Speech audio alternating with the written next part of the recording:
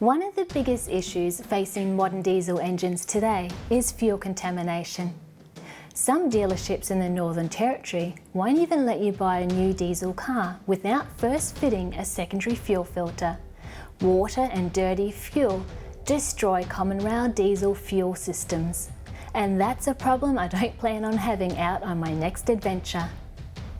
A flash lube diesel filter should be your first line of defence in protecting your injectors and your fuel pump.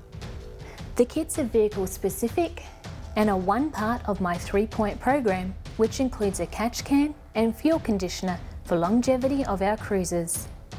Installing one takes about half an hour to do and only requires basic tools.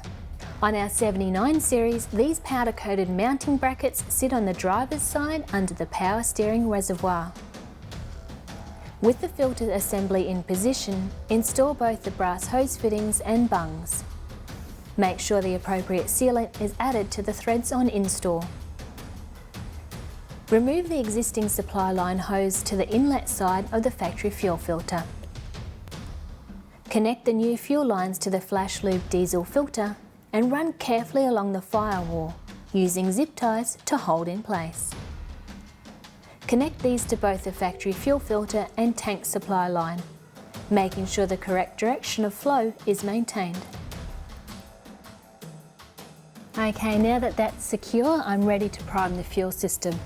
I'll start pumping now, and we should see the bowl fill up there with fuel. And as soon as this becomes firm, that's when I'm ready to start the engine. Okay, that's gone firm now, I can start the engine. When we start the vehicle up, we'll let it high idle for a few minutes, allowing any air to pass through. Then we'll check for leaks and finally wash down the engine bay, getting rid of any excess diesel.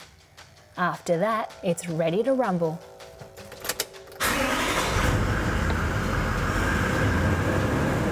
The Flash Lube diesel filter, diesel conditioner and Catch Can Pro are a must for all diesel-powered tourers.